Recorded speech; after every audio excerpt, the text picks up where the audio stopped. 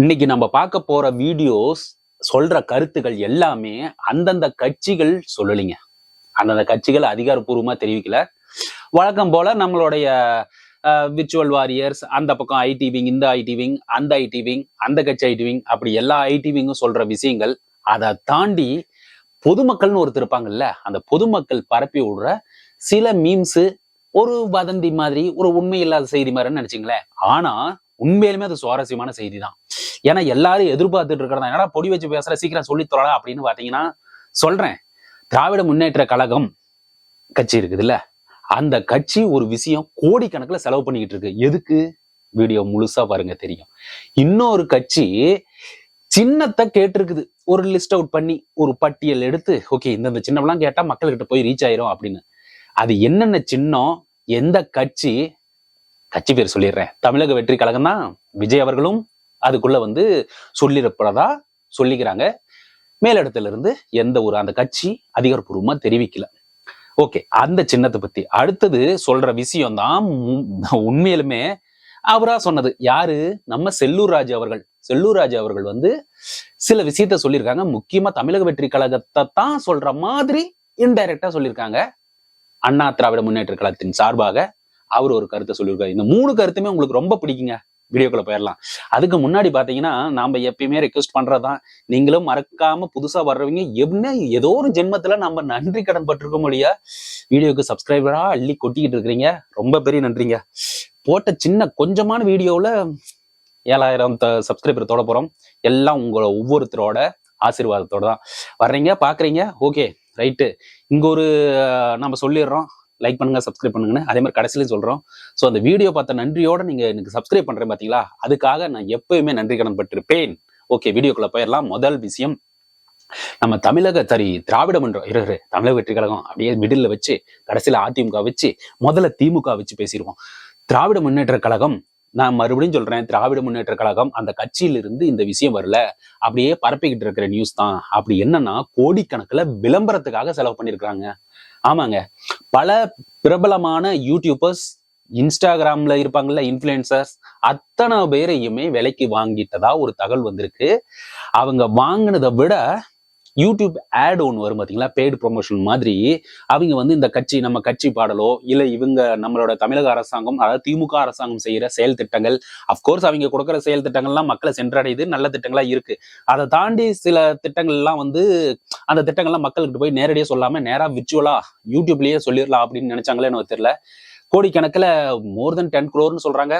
வாயில சொல்றதானே அடிச்சு விடுவோம், அப்படி அடிச்சு விடுறாங்க. 10 கோடி 17 கோடிங்கிறாங்க யூடியூபுக்கு பே பண்ணி.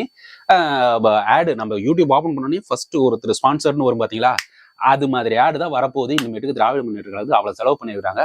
மேபி அடுத்த வாரம் இல்ல இன்னும் 2 மாசம் கழிச்சு.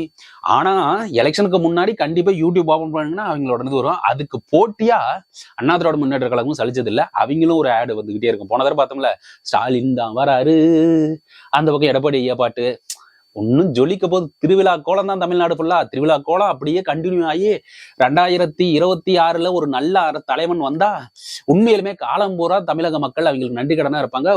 ஒவ்வொரு நாளும் திருவிழா தான் அவங்க குடும்பத்துல நல்ல தலைவன் இந்த தமிழ்நாட்டுக்கு வந்தா. ஓகேவா?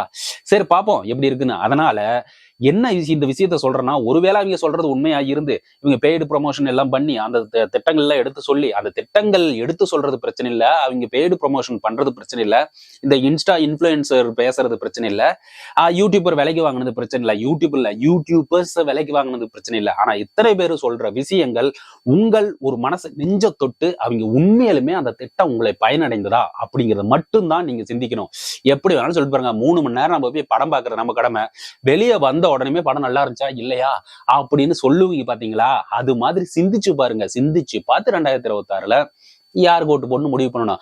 ஆனா அவங்க சொல்ற ஒவ்வொரு விஷயம் வாங்கிட்டு, ஆஹா என்ன ஒரு ஸ்கிரீன், ஆஹா என்ன ஒரு ஸ்கிரீன் பிரசன்ஸ், சூப்பரா வருதுப்பா ஸ்கிரீன் அப்படின்னு அந்த ஷார்ட் பாருங்க, இவ்வளவு அழகா வருது. இவரு ஐயா மாண்புமிகு முதலமைச்சர் மு க ஸ்டாலின் இவ்வளவு அழகா நிற்கிறாரு, எடப்பாடி ஐயா இப்படி வராரு, அவரு இப்படி வராரு அப்படின்னு சொல்லிட்டு அந்த ஒரு கவர்ச்சி இல்லாம உண்மையிலுமே அவங்க சொல்ற விஷயங்கள் இவங்க செய்வாங்களா, அதுதான் மேட்ரு. அவங்க கொடுக்க போற வாக்குறுதிகள் உண்மையிலுமே நிறைவேற்றுவாங்களா? கடந்த காலங்களில் இந்த 2 கட்சிகளும் செய்த வாக்குறுதிகளை நாம யோசிச்சு பார்க்கணும். இலவசங்களை தவிர்த்து சொல்றேன், இலவசங்களை தவிர்த்து மற்ற விஷயங்களை நீங்க எல்லாம் யோசிச்சு பார்த்தீங்கன்னா அவங்க நிறைவேற்றுவாங்களா இல்லையாப்பா?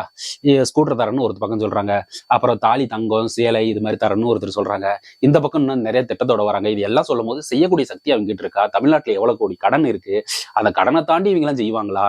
இல்ல ஏதாச்சும் நம்ம ஊர்ல இருக்கிற பாதைகள், ரோடு, இந்த தண்ணீர், குடிநீர் வசதி, அப்புறம் அடிப்படை தேவைகள் எல்லாமே நம்ம கிட்ட கரெக்டா இருக்குதா அப்படிங்கிறது. அதே மாதிரி மறந்துடக்கூடாது, கனிம வளங்கள் சுரண்டல், பல ஸ்டெர்லைட் அந்த போராட்டங்கள், அப்புறம் நமக்கு அடிக்கடி நடக்கிற இந்த தூய்மை பணியாளர்கள் பிரச்சனை, இப்படி எத்தனையோ போராட்டங்கள் தமிழ்நாட்டுல கடந்த காலங்கள் நடந்தது. அதை எல்லாத்தையும் ஞாபகப்படுத்தியும் வச்சுக்கணும். மறதி ஒரு தேசியவாதின்னு கமல்ஹாசன் சொன்னாரு, சொன்னவரே அந்த பக்கம் மறந்துட்டு அந்த கட்சி கூட போனாரு.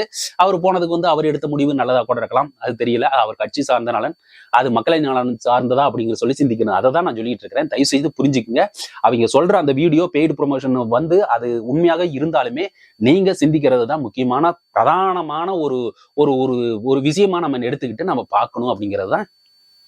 அடுத்து நம்ம விஷயத்துக்கு போலாமா?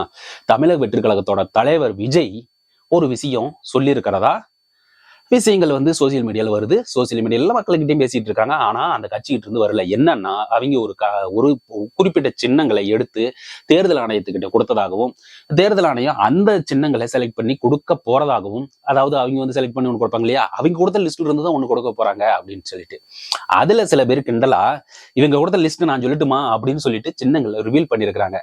அது என்னன்னு சொல்லிருட்டுமா? அது என்னன்னு பாத்தீங்கன்னா, நம்ம கரூர் சம்பவம் நடந்தது பாத்தீங்களா, அந்த கரூர் சம்பவத்தை பேஸ் பண்ணியே அவங்க சொல்லியிருக்கிறாங்க. தண்ணீர் பாட்டில் மறந்துடக்கூடாது, தண்ணீர் பாட்டில், அந்த தண்ணீர் பாட்டில வச்சுக்கிட்டாங்க. அடுத்தது அவர் வந்த அந்த பஸ், பேருந்து, அந்த பஸ் ஒரு சின்னம். அப்புறம் அங்க இருந்த டிரான்ஸ்ஃபார்மர், பஸ், அவர் அங்கிருந்து வந்த பிளைட்டு, விமானம், இது மாதிரி விஷயங்கள் எல்லாம் சொல்லி, ஓகே விமானத்தை வச்சுக்கப்பா, விமானம், ஓகே அவர் விமானத்துல வந்தார் அப்படின்னு, ஓகே அது ஞாபகமா இருக்கும் அப்படின்னு சொல்லிட்டு, இந்த டிரான்ஸ்ஃபார்மர் தெரியும்ல, ஆஃப் ஆனது, லைட் எரிஞ்சா அது விஷயம், அதெல்லாம் வேணா விடுங்க அந்த விஷயம். அதுக்கப்புறம் இந்த தண்ணீர் பாட்டில், இது மாதிரி ஒவ்வொரு விஷயத்துக்களையும் அவங்க சின்னங்களா சொல்லிட்டு வராங்க. நாமளும் ஒன்று தான் கேட்டுக்கிட்டு வரோம். ஓகே, இது ஒரு பக்கம் கிண்டல் அடிக்கிறதுக்காக சொல்லிட்டு இருக்கேன். அவங்க தரப்புல இருந்து வந்ததே நியூஸ் நான் கன்ஃபார்ம் பண்ணல. ஆனா அப்படி உண்மை அப்படின்னு சொல்லிட்டு இருக்கிற 2 சின்னத்தை அவங்க சொல்லியிருக்கிறாங்க. விசில் வரும்ல, பிகில் ஊதுறது, அந்த விசில் சின்னம் கண்டக்டர் எல்லாம் வச்சிருப்பாங்க. நீங்க விசில் சின்ன குழந்தைங்க எல்லாம் கோயில் திருவிழா வச்சிருப்பாங்களே, விசில் சின்னமும் ஆட்டோ சின்னமும், இது 2 தான் ஓரளவுக்கு கன்ஃபார்ம் பண்ண மாதிரி சொல்றாங்க. ஆனா இதுவும் பரிச்சயமான ஒண்ணுதான் வச்சுங்களேன். ஆட்டோக்காரன் நம்ம விஜய் ஆட்டோக்காரன் அடிச்சிருக்காரு. அப்புறம் விசில் அந்த விசில் ஊதுறது அதெல்லாம் பார்த்துருப்பீங்க. ஸோ இது 2மே ஒரு பிரபலமான சின்னம் தான். ஏன்னா சின்னம் மக்கள் டெய்லி யூஸ் பண்ற விஷயமா இருந்தாதான் அவங்க போய் ஓட்டு போடுறது. இப்ப நம்ம கண்டென்ட் போடுறோம் அப்படின்னா அந்த கண்டென்ட் உங்க கூட கனெக்ட் ஆகுற மாதிரி இருந்துச்சுன்னா உட்காந்து கொஞ்ச நேரம் பார்ப்பீங்க, இல்லைன்னா அடுத்த கண்டென்ட் போயிருவீங்க. அது மாதிரி நீங்க ஓட்டு போடுற டைம்ல ஓகே என்னப்பா ஒரே கன்ஃபியூஷனா இருக்கும் போது பாத்தீங்கன்னா, சரி ரைட்டு விசிலுக்கு போடு அப்படின்ட்டு அப்படி இருக்கும். விசில் போடு. அதே மாதிரி இங்க ஆட்டோல யாராச்சும் ஓட்டு போட இறங்குறாங்களோ இல்லமா அப்படியே ஓட்டு போட்டு போங்கப்பா ஆட்டோ. அது மாதிரி விசிலும் ஆட்டோ பரிச்சயமா இருக்கும் அப்படிங்கிறது இருந்தது. ஆனா இதுல நான் ஒரு 6-7 மாசத்துக்கு முன்னாடியே இப்படி ஒரு வதந்தி வரும்போது ஒரு சஜஷன் சொன்னேன். என்ன அப்படின்னா, பிரபலமான சின்னத்தை எடுத்து இது பண்ணலாம். அதாவது இரட்டை இலை, கை சின்னம், இது மாதிரிலாம். இப்ப கை சின்னங்க காங்கிரஸும் டிவிகேவும் சேர போறாங்க அப்படிங்கிற ஒரு விஷயத்த நம்ம எடுத்துக்கிட்டோம்னா, ஓகே அதுக்கு கை சின்னமா, ஓகே அவங்க கை சின்னம் வச்சிருப்பாங்க. சோ நம்ம தளபதி விஜய் அரசியலுக்குள்ள என்ட்ரி ஆகிறதுக்கு முன்னாள் முதலமைச்சர் அம்மையார் ஜெயலலிதா அம்மையார் இருக்கும் போது அந்த தலைவா படம் வந்துச்சுல, அப்ப அவர் இப்படி அப்படியே அப்படி அப்படி அப்படி அப்படி அப்படி அப்படின்னு பண்ணாருல, அந்த கையே அங்க இருக்கு. சோ ஏற்கனவே இருக்கிறது இரட்டை இலை ஃபேமஸான ஒண்ணுது. திராவிட முன்னேற்ற கழகம் இவருக்கு எப்பயுமே எதிரி கட்சிகள், அது அவருக்கு பிடிக்காத விஷயம். அதனால அந்த சின்னத்தை விட்டுருவோம். இவர் ஒரு இணக்கமா இருக்கிற கட்சி அண்ணா திராவிட முன்னேற்ற கழகம். அதனால அந்த இரட்டை இலை வேண்டாம், ஏன்னா அவங்க கட்சியா போச்சு, இரட்டை மட்டும் எடுத்துக்குவோம். அடுத்து கை சின்னம் காங்கிரஸ் இருக்குது, அதனால இது. ஸோ இரட்டை கை சின்னம் அப்படின்னு சொல்லிட்டு சொல்லான்னு இருக்கேன். அதாவது கை சின்னம் அவங்க கிட்ட ஒத்த கை இருக்கு, அதனால கை. இவரு ரெட்டையே சேர்த்தணும், என்ன பண்ணலாம் அப்படின்னு அப்படி யோசிச்சிருக்கும் போதுதான் இரட்டை கை சின்னம், இப்படி இரட்டை கை சின்னம் கொடுத்தா எப்படி இருக்கும்? இது ஒரு நல்ல இதா இருக்குது. அவர் ஏற்கனவே இப்படி பண்ணிட்டு இருந்தாரு. அதுக்கு வந்து இப்படி போட்டு இரட்டை கை சின்னம் அப்படின்னு சொல்லிட்டு பேசுறதுக்கு நல்லா இருக்குதுல்ல. இரட்டையில இரட்டை கை சின்னம் எப்படி நல்லா இருக்கா? காங்கிரஸும் கூட வந்த மாதிரியே இருக்குல்ல. இரட்டை கை சின்னத்துக்கு ஓட்டு போடுங்கம்மா அப்படின்னு நம்ம கேட்டாலும் ரைமிங்கா இருக்குது இல்ல. சோ இது எனக்கு தோணுச்சு. இதெல்லாம் அவங்க எல்லாம் கன்சிடர் பண்ணுவாங்களா என்ன? ஏதோ நமக்கு தோணுதை வந்து எல்லாரும் அடிச்சு விடுறதுல நாமளும் ஒண்ணு சொல்லுவோம், எல்லாரும் இரட்டை கை சின்னத்துக்கு ஓட்டு போடுங்க. ஒருவேளை நாம வந்து சுயேட்சை நிற்கும் போது நாம கேட்கிற சின்னம் இரட்டை கை சின்னம் சொல்றாங்கல்ல. ஓகேங்க. இப்போ இரட்டை கை சின்னம் அப்படிங்கிற ஒரு விஷயத்த வந்து நாம சொல்லிட்டா அவங்க வந்து விசிலையும் ஆட்டோவையும் வச்சிருக்கிறாங்க. ஸோ இதுதான் வந்து இதுவும் பேசு பொருளா பேசிட்டு இருக்கிற சோசியல் மீடியா வந்துட்டு இருக்கிற விஷயங்களா பார்த்துக்கிட்டு இருக்கிறது. இது கொஞ்சம் இன்ட்ரெஸ்டாவே இருந்துச்சு. அதை தான் ஓடி ஓடி தேடி தேடி பார்த்தப்போ என்னடா சின்னம் வரப்போகுது அப்படின்ட்டு அவங்க சொன்னாங்க. ஆனா என்ன வந்து அவங்க லிஸ்ட் பண்ணாங்களா பண்ணலையா அப்படின்னா அதிகாரப்பூர்வ தகவல் வரல. இதுக்கு இடையில நம்மளுடைய முன்னாள் அண்ணா திராவிட முன்னேற்ற கழகத்தோட அமைச்சர் அவர்கள் வந்து தெளிவான ஒரு விஷயம், நாங்களாம் யாரு எந்த கூட்டணிக்கும் போலிங்க, எந்த கூட்டணிக்கும் போல, அந்த மீன்ஸ் யாரையும் கூட்டணிக்கு நாங்க அலையல, கூட்டணிக்கு வாங்க அப்படின்னு சொல்லிட்டு நாங்களாம் யாரும் அலையல.